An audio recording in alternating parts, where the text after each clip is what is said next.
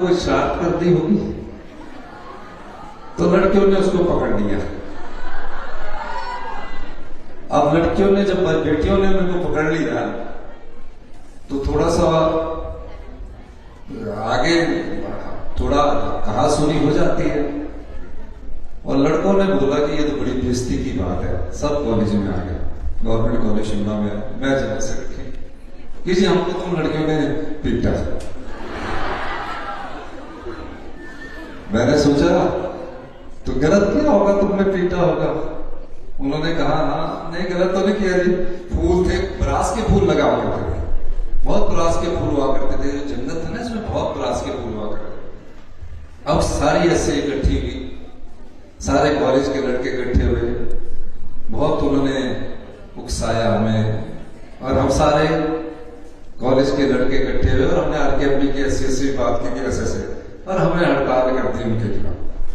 Beads college के पास चले गए और उस समय एसपी होते थे अश्विनी कुमार, वो डायरेक्टर थे सीबीआई के, अभी इस दुनिया में नहीं रहे। उन्होंने हमें जो सैंडविच का चौक है वो मालूम दिया, सारे कोई वहां 1000 बच्चा हम स्टूडेंट्स खड़े होकर नारे लगा रहे थे। बेइज्जती तो लड़कों की हुई थी, स्पोर्ट में लड़कियां भी आ गई हमारे आरकेएमपी में, लेकिन ये माहौल हुआ करता था। मेडिकल कॉलेज भी था और जब परीक्षा परिणाम आता था, जब कॉलेज में आरकेएमपी का भी और गवर्नमेंट कॉलेज शिमला का, सबसे ज्यादा मेरिट आरकेएमपी और गवर्नमेंट कॉलेज शिमला की, और उसमें प्री मेडिकल हुआ करता था। 50% के ऊपर वाले पीएमटी दिया करते थे। तो इस समय तो 80%, 90%, 97%, उस समय जो नंबर आते थे तो 56% आ गए, बहुत बड़ा। 60 वाला तो रेयर ही होता था। मेरिट नहीं, इतनी ज्यादा मेडिकल कॉलेज में सिलेक्ट होने के लिए 50% की एलिजिबिलिटी कंडीशन थी। और जब मेडिकल कॉलेज में सिलेक्शन की बात आती थी तो जब प्राइज डिस्ट्रीब्यूशन होता था तो 14-15 लोग मेडिकल कॉलेज में गवर्नमेंट कॉलेज शिमला के चुने जाते थे, सिलेक्ट किए जाते थे, रिटर्न के द्वारा सिलेक्ट होते थे। आरकेएमपी की भी 8-10 लड़कियां सिलेक्ट होती थी मेरिट 50% लेने के बाद।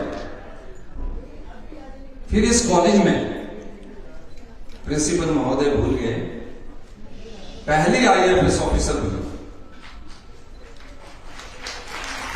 जो एससीए की प्रेसिडेंट थी, जो एससीए की प्रेसिडेंट थी, उसका नाम था विजय ठाकुर। वो एससीए की प्रेसिडेंट, आरकेएमपी का बहुत नाम हुआ कि आरकेएमपी से आईएफएस में गई।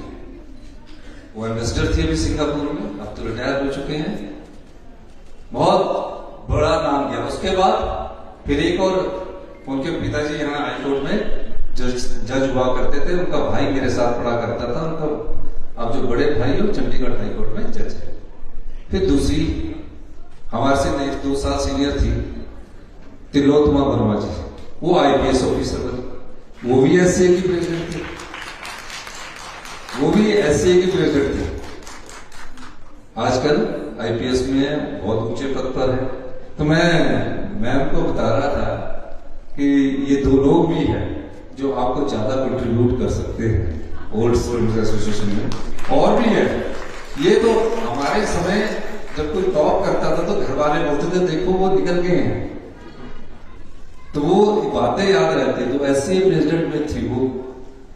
तो ये सब लोग आपके कॉलेज से निकले, और जो राजधानी के कॉलेज होते हैं, कैपिटल के जो कॉलेज होते हैं, चाहे तीनों ही कॉलेज होते हैं, इन कॉलेजों के बच्चे आपको, मैंने जीवन काल में वो सब चीज देखी, तो मुझे हर जगह मिल जाते हैं।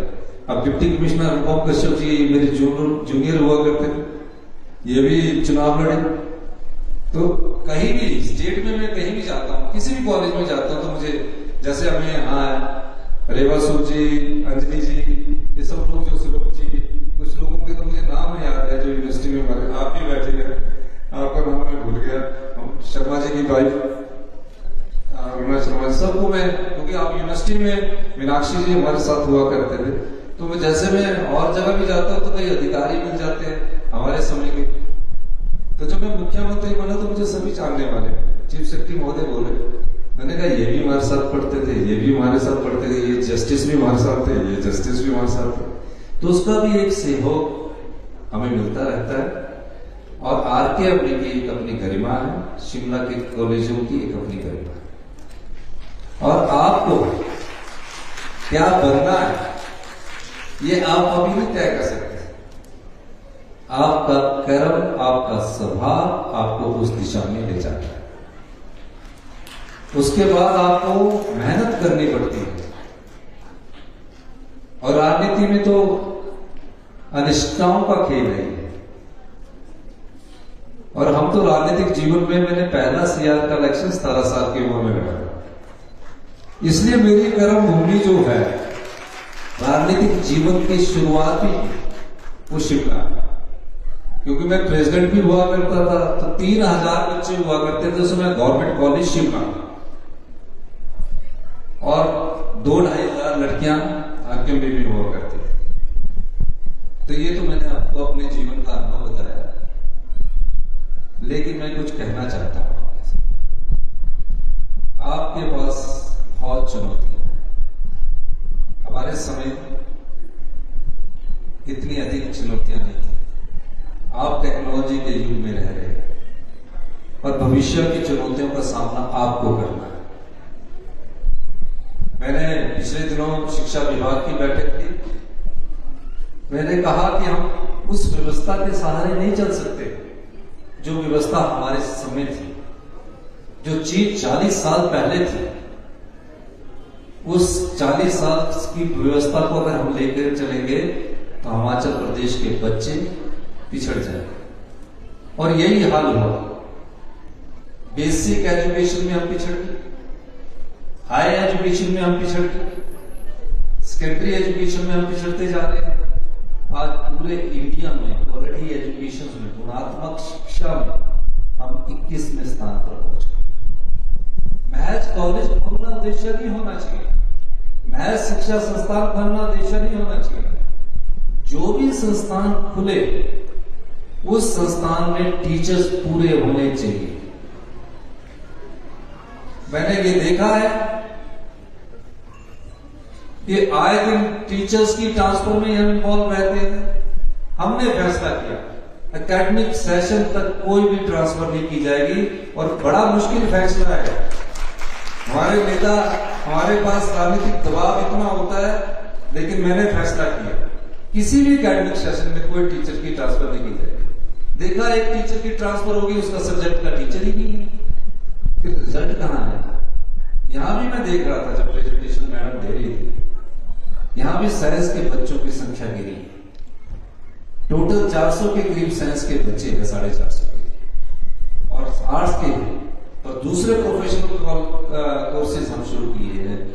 वीवॉक चल रहा है, बीसीए चल रहा है, पीजीडीसीए चल रहा है, कई सब्जेक्टों के लिए चल रहे हैं। लेकिन इससे आगे सोचो, हमें अच्छी शिक्षा देनी है। हम कई चीजों में पिछड़े हुए हैं, हमें आगे कैसे बढ़ना है। ये कुर्सी आती है जाती है, लेकिन नीतियां जो भविष्य की चुनौतियों को सामना करने के लिए अगर हमें बनाने पड़ेगी, हमारी सरकार उस दिशा में काम करे। इसीलिए मैंने अभी कहा कि एक सभी प्रिंसिपल, वाइस प्रिंसिपल्स को सभी कॉलेज के हमारे बुलाए हैं, उनसे चर्चा की जाए किस चीज की कमी कहां है, उसको पूरा करना है। और हम बजट की अभी प्री बजट मीटिंग स्टार्ट कर रहे हैं, ताकि शिक्षा संस्थानों में जो शिक्षा हमारे अच्छे संस्थानों में दिल्ली में मिलती है, वो हमारे कॉलेज के गांव से आने वाले बेटे बेटियों को भी मिले। इस दिशा में हमारी सरकार का है। बेटियों के लिए मैं कहना चाहूंगा, अभी हमने आपकी शादी की उम्र को 18 से 21 साल की है। अभी हमने आपकी शादी की उम्र को, कुछ जगह विरोध भी हुआ कि 18 साल, गांव में तो बेचारे, शहर में तो चलो बेटी 21 क्या 22, 25, 27, 28, 30 साल तक शादी, गांव में बच्चों को जल्दी शादी करके विवाह बंधन में बांध दिया जाता है। इसलिए हमने एक कानून पास किया इनका पेरेंट प्रॉपर्टीज में राइट नहीं था बेटियों का। मैंने एक्ट पढ़ा, 1971 का एक्ट था। हमने कहा इक्वल राइट होना चाहिए और हमने उसमें इक्वल राइट की बात की और उनको प्रॉपर्टी राइट्स में राइट दिया। अभी पुलिस की भर्ती होने जा रही है। हमने कहा उसमें 30% रिजर्वेशन धीरे धीरे ना, जहां पुरुष प्रधान समाज होता है वहां धीरे धीरे काम करना पड़ता है। 30% आरक्षण अपनी प्यारी बेटियों को पुलिस में मिलना चाहिए और हम आने वाले समय में हम किस तरह अपनी बेटियों को आगे बढ़ाए इस दिशा में भी काम करें। बहुत बदलाव हमने शिक्षा के क्षेत्र में किए और आगे करने की नीयत भी अच्छी है। हम संस्थान खोल देते हैं, नोटिफिकेशन कर देते हैं, एक टीचर भेज देते हैं, 25 बच्चे होते, क्या टीचर पढ़ाएगा? ये स्कूलों के हाल। इसीलिए हम शिक्षा संस्थानों को बंद करके Rajiv Gandhi day boarding school बना रहे हैं। 100 बीघा में गांव के बच्चों के लिए स्कूल बना रहे हैं, जहां खेल की सुविधा भी होगी, जहां 4-5 खेलों के ग्राउंड्स होंगे।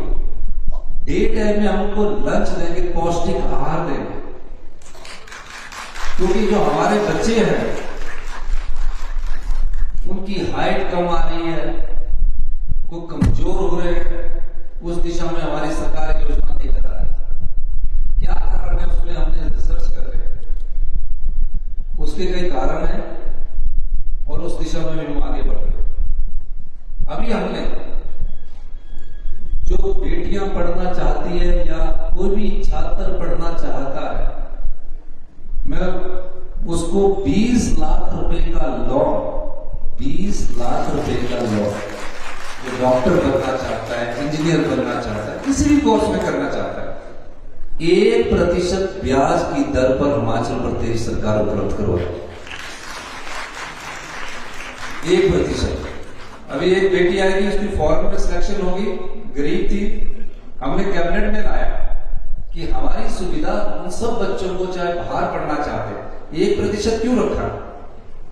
हम चाहते तो 1% भी माफ कर सकते थे कि जिंदगी में जब कभी भी वो कुछ बनेगा और समाज की सेवा करेगा और कोई ऐसा साइंटिस्ट बनता है जिससे समाज का और उत्थान होता है, तो उसके मन में रहेगा कि मेरे पर ब्याज है, 1% ब्याज की दर से मैं इस पैसे को वापिस करूं। हमने ये ब्याज इसलिए नहीं रखा कि इससे पैसा लेना है, ये हमने ब्याज इसलिए रखा कि वो अच्छा पढ़ लिख करके एक समाज का अच्छा निर्माण करेगा, अच्छा इंसान बनेगा। 1% ब्याज। जैसे किसी की डॉक्टर में एडमिशन हो जाती है, नर्सिंग में एडमिशन हो जाती है, किसी भी प्रोफेशनल कोर्स में एडमिशन हो जाती है या ग्रेजुएशन कोर्स में एडमिशन हो जाती है, फीस वाले दिन डिप्टी कमिश्नर को पावर दी गई है कि 24 घंटे के अंदर बच्चों की फीस जमा करानी होती है, नहीं तो सीट खाली चली जाती है।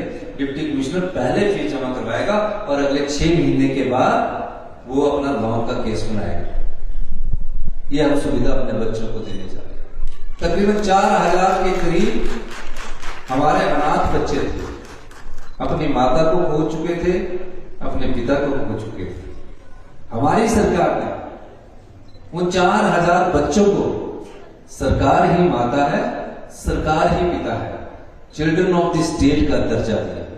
महज दर्जा ही नहीं दिया, विधानसभा में इसके लिए कानून पास किया कि पैदा होने के बाद से बच्चा अगर अपनी माता को खो देता है, पिता को खो देता है, 27 साल तक हिमाचल प्रदेश की सरकार उसका ख्याल रखे। अब एक महीने का बच्चा कौन ख्याल रखे?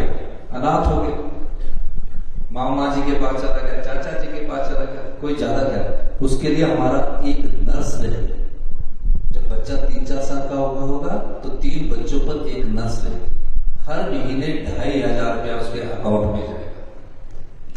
और जब वो आजकल तारा हॉल में भी बच्चों को लिया जा रहा है, पाइन ग्रोव में भी 3 अनाथ बच्चों को लिया गया और प्रिंसिपल मैडम बता रहे थे कि हमने भी सुभाषचंद्र के तहत 2 अनाथ बच्चों को हॉस्टल उपलब्ध करवाया। हॉस्टल उपलब्ध करवाना नहीं है, उनकी पढ़ाई का पूरा खर्चा हिमाचल प्रदेश की सरकार उठाएगी। हॉस्टल का पूरा खर्चा हिमाचल प्रदेश की सरकार उठाएगी। 18 साल के बाद कॉलेज आता है ना, पॉकेट मनी चाहिए होती है अपने बच्चे को, तो हम पॉकेट मनी देते। अगर वो कॉलेज आएगा, अगर तो वो आरकेएमपी में आती है कोई बेटी, तो उसको 4000 रुपया महीना पॉकेट मनी मिलेगी और उसकी पूरी फीस कॉलेज की सरकार देगी और हॉस्टल का पूरा खर्चा सरकार देगी। जो 18 साल से बड़े बच्चे हो जाते हैं, डॉक्टर बनते हैं, डॉक्टर का 1.5 लाख रुपया भी सरकार देगी और 75,000 रुपया के हॉस्टल का खर्चा भी सरकार देगी। फिर हमारे पर हम सर्दी में घूमने जाते हैं, दिल्ली चले गए, चंडीगढ़ चले गए, गोवा चले गए, केरला चले गए, उन अनाथ बच्चों को कौन देखेगा? हमने उनके लिए भी कि साल में 15 दिन का एक टूर होगा, बाई एयर, अगर जब दूर जाना होगा तो बाई एयर जाएंगे और 3 स्टार होटल की फैसिलिटीज उनको उपलब्ध करवाएंगे हमारी सोशल वेलफेयर द्वारा। अब बड़ी बेटियां हो जाती है, 22-24 साल की 4-5 लड़कियां इकट्ठा जाना चाहती है, वो भी जाएगी, अपना उनको पूरा पैसा मिलेगा, रहने का मिलेगा, 4000 पॉकेट मनी 27 साल तक मिलेगी। कोई बिजनेस शुरू करना 2 लाख मिलेगा, शादी के लिए 2 लाख मिलेगा, अगर घर में जगह है तो 3 लाख रुपया हिमाचल प्रदेश की सरकार उसको उपलब्ध करेगी। अभी दिव्यांग बच्चे आए, मैं अभी देख रहा था 3 बेटियों को यहाँ हमसे मिले, हमने उनके लिए कंडा घाट में बेस्ट इंस्टीट्यूशंस बनाने जा रहे हैं, वर्ल्ड क्लास, जो प्री नर्सरी से लेकर ग्रेजुएशन तक इन बच्चों की पढ़ाई करता है। कई ऐसे दिव्यांग होंगे जिनके साथ उनकी माता को भी रहना पड़ेगा, क्योंकि माता जो होता है ना, वो होता है, तो उसमें उनको रहने के लिए हम उनको सुविधा दे रहे हैं। मैं खुद उसकी व्यक्तिगत तौर से देख रहा हूं कि पूरा काम हो रहा है, जमीन हो गई, नक्शा बन गया, फाउंडेशन, मैंने कहा पहले काम शुरू करो। ऐसे बच्चे जिसमें समाज की संपदा पर जिनका अधिकार है, उनको अधिकार नहीं मिल रहा था, हम उनको अधिकार देना चाहते हैं और उस अधिकार के तहत ये सारे काम कर रहे हैं। यही नहीं, मैंने देखा कई बार विधवाएं हो जाती हैं, पति कमाने वाला चला गया, बेटी डॉक्टर बन रही है, इंजीनियर बन रही है, नर्स का कोर्स कर रही है, फीस कौन भरेगा? फिर वो कई बार नेताओं के पास जाते हैं, कई बार दादी सदन आके बोलते हैं कि मैं इस बेटी को पढ़ा रहा हूं, और उसके मन में कुंठा रहती है कि मैं इससे पैसे ले। उस कुंठा को दूर करने के लिए हमने कहा कि जो भी विधवा माताओं के बच्चे जहां भी पढ़ रहे हैं, उनको हम पूरी फीस का खर्चा हिमाचल प्रदेश की सरकार देगी और 3000 रुपया पीजी में रहने का खर्चा भी हिमाचल प्रदेश की सरकार देगी। दानी सदन आते हैं, करते हैं, लेकिन उस बच्चे के मन में यह भाव पैदा नहीं होना चाहिए कि मैं इसकी बदौलत पड़ी, इसलिए मैंने ये योजना उनके लिए लेकर आई, उसका लाभ अब मिलना शुरू हो गया। आपके पड़ोस में कोई ऐसी बच्ची है जो विधवा है, 3 लाख से उसकी विधवा मां की आय कम है, तो उस योजना का लाभ वो भी उठा सकते हैं।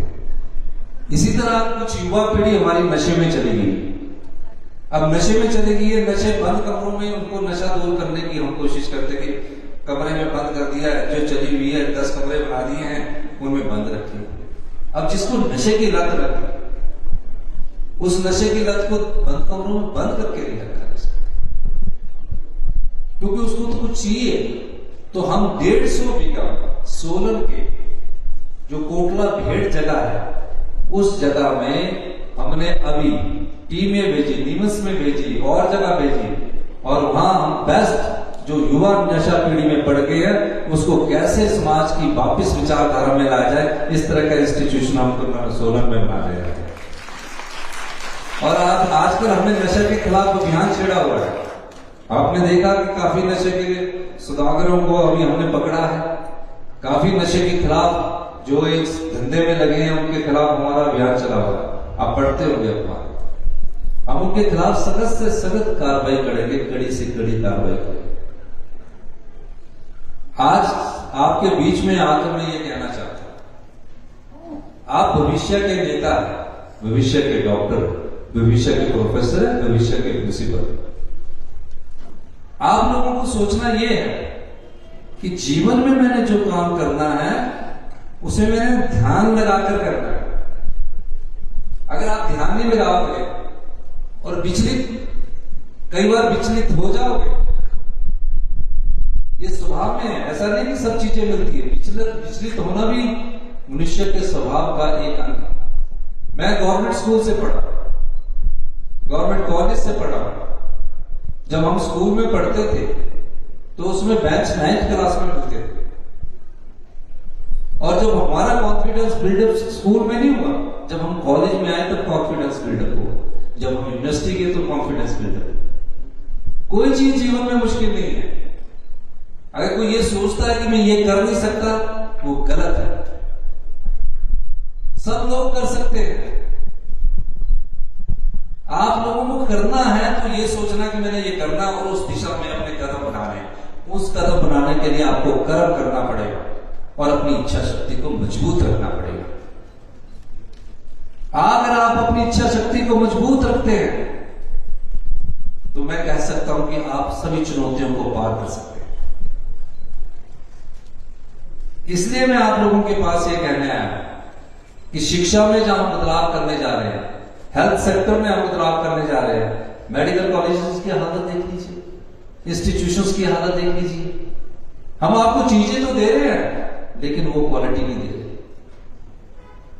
आज हिमाचल प्रदेश कैंसर के रोगियों की श्रेणी में दूसरे स्थान पर नॉर्थ ईस्ट के बाद आ गया, क्योंकि हमने चीजें तो पैदा कर दी, इच्छाओं के अनुसार उनको खुश तो कर दिया चुनावों को देखकर, लेकिन वो चीजें नहीं दी जो आपको मिलनी चाहिए। आज हम ना क्वालिटी लाइट दे पा रहे हैं, ना क्वालिटी वाटर दे पा रहे हैं, ना क्वालिटी हेल्थ सर्विस दे पा रहे हैं, और ना ही हम अपने समाज को जागरूक कर पा रहे हैं।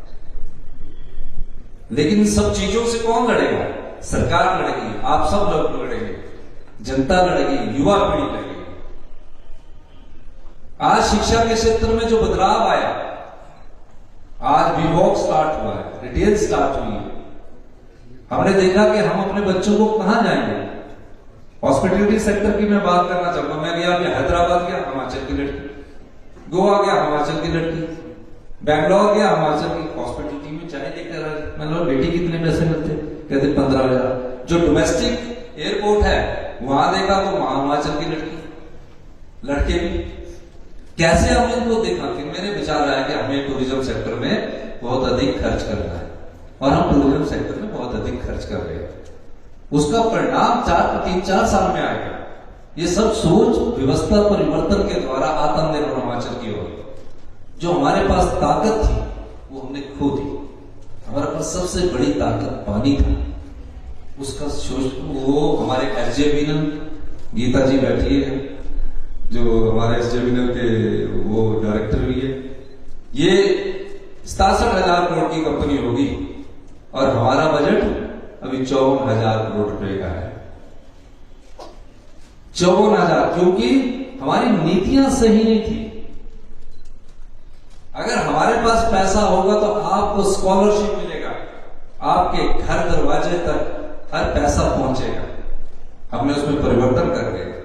हिमाचल के प्राकृतिक सौंदर्य को देखकर हमने नीतिगत परिवर्तन किया। मुझे खुशी है 2 साल पहले जो मैंने पहला बजट किया था, आज उसमें हमारी तरक्की हुई है। आज हम ई बसेस की तरफ गए, इलेक्ट्रिकल स्टेशन की तरफ गए, और आज उसके सब प्रकार से हम आगे बढ़ रहे हैं। 31 मार्च 2026 को हम अपने पर्यावरण के हिसाब से हिमाचल को ग्रीन स्टेट के रूप में विकसित करना चाहते हैं। ये टारगेट है। इसमें अभी समय लगेगा, हो सकता है 1 साल लगे, 2 साल लगे, और आने वाले हमारे समय में आपने देखा होगा, पहले भाषण से मैं हमेशा नीति पर आधारित बात करता हूं। मैं आज 3 बजे उठ गया हूं, तो 3 बजे मेरी नींद टूट गई, तो पता लगा कि एक मेरे को काम याद है, मैंने लिखा। चीफ सेक्रेटरी साहब से ये भी जानते होंगे, कई बार तो मैं सुबह ही फोन कर देता हूं, क्योंकि मैं अपने दिमाग से उस बात को निकालना चाहता हूं कि इनके पास डाल देता हूं। दिमाग में बहुत चीजें घूमती हैं। तो हमारी नीतिगत परिवर्तन से और व्यवस्था परिवर्तन से 2027 में हमने आत्मनिर्भर बनना है। जो क्रूज गोवा में चलता था, जो मोटर बोट्स गोवा में चलती थी, आपको हो जाते थे क्रूज दिन, आज हमने बिलासपुर में स्टार्ट करवा, पौंग में स्टार्ट करवा रहे, सुन्नी में स्टार्ट करवा रहे, सुन्नी की पोर्ट है।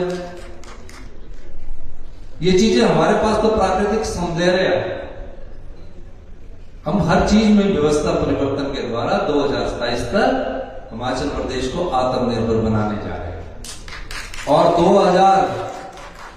2032 तक हिमाचल प्रदेश हिंदुस्तान का सबसे समृद्धशाली और अमीर राज्य होगा। ये मैं आज आपके मन से भी कह रहा हूं और मैं कई मंचों से कहता हूं, क्योंकि जिस नीतिगत संस्थान पर हम बैठे हैं उसमें हम चेंजिंग ला रहे हैं। वो चेंजिंग आप नहीं पढ़ते होंगे क्योंकि आपके इंटरेस्ट के हिसाब से नहीं है। जो चेंजिंग आ रही है बहुत जल्दी और बहुत तेजी से हम लाने जा रहे हैं। कानून बदल रहे हैं, पुराने दकियानुसी कानूनों को चेंज कर रहे हैं और खासकर मैं अपनी प्यारी बेटियों का भी धन्यवाद करना चाहता हूं। आपके लिए बहुत अच्छे अवसर हम पैदा करने जा रहे हैं। अभी आप देखेंगे,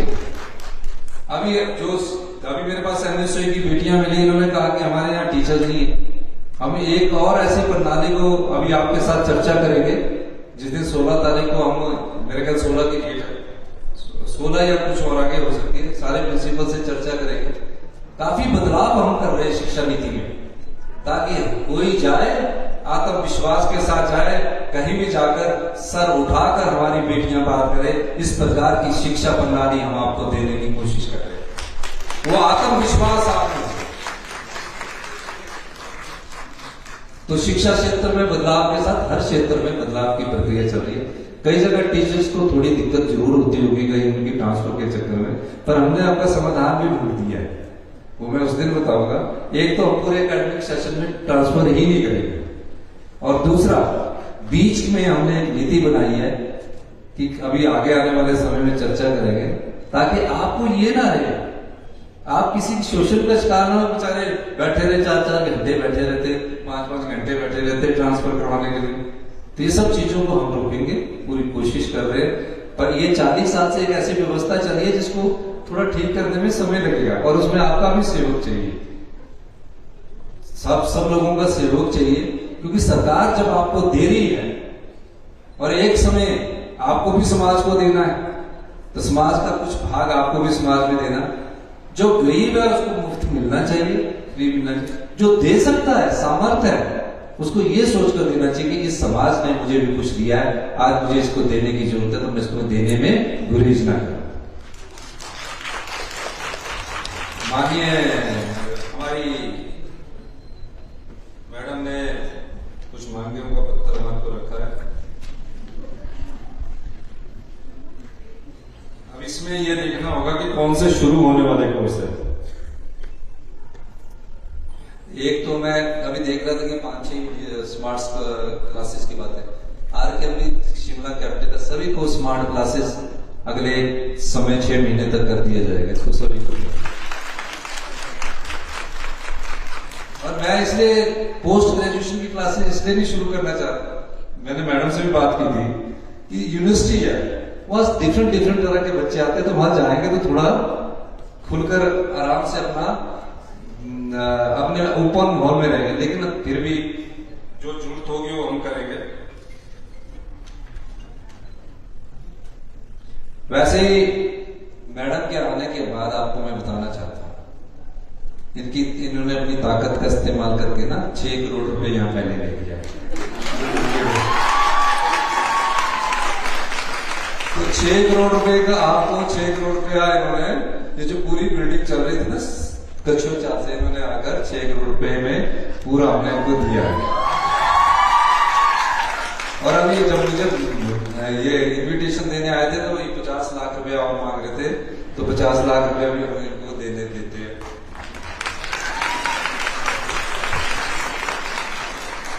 जो पेयर ऑफ साइंस ब्लॉक है, साइंस ब्लॉक के लिए 50 लाख रुपया मांग रहे हैं, तो आपको 50 लाख रुपया भी हम देंगे। पर बेटियां मिली थी जो बोल रही थी हॉस्टल और जिम्नेजियम क्या है, हॉस्टल के लिए अगर जगह होगी तो मैं चाहता हूं कि बेटियों का हॉस्टल बने। अगर जगह यहां मिल जाएगी तो मैं हॉस्टल के लिए आपको जितना भी पैसा होगा मैं उसके लिए आपको दूंगा, क्योंकि एक बार हरीश नाटा जी ने 2-3 बार मुझे कहा कि हॉस्टल भी चाहिए। एक साइंस ब्लॉक के लिए भी आपने बात की और इसमें भी लिखा साइंस ब्लॉक के रिपेयर के लिए 50 लाख हम उनको देते। और जो प्यारी बेटियों ने यहाँ सांस्कृतिक कार्यक्रम किया है हमारी, उनको मैं 2 लाख रुपया देने की सांस्कृतिक कार्यक्रम की योजना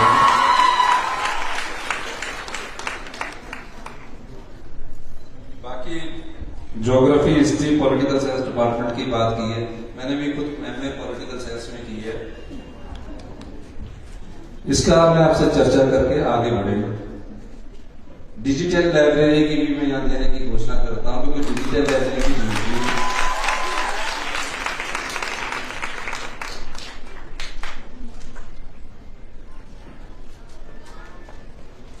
ग्राउंड के लिए जगह ही नहीं है। मैं इस कॉलेज को अच्छी तरह जानता हूं, तो बहुत बड़ी बिल्डिंग बन गई है। हम यहाँ एससी के फंक्शन में भी आते हैं, ग्राउंड के लिए जगह नहीं है। और शिमला में अगर कहीं जगह होती तो मैं ग्राउंड भी देता। लेकिन हमारा भविष्य में 12 ऐसे मेडिकल कॉलेज हर डिस्ट्रिक्ट हेडक्वार्टर्स में खोलने का योजना पर हम काम कर रहे हैं, जहां 100 बीघे जगह हो, ग्राउंड्स भी हो। वो जगह को ढूंढ रहे हैं, तो कुछ जगह तो हमें मिल रही है। और अच्छे कॉलेज हो जहां 4 से 5 हजार बच्चा पढ़े। तो इस दृष्टि से हमारी सरकार कार्य कर रही है। लेकिन जगह की हिमाचल प्रदेश में बहुत कमी है, और जगह भी यहाँ ऐसी महंगी है कि बॉम्बे के बराबर का रेट मिलता है।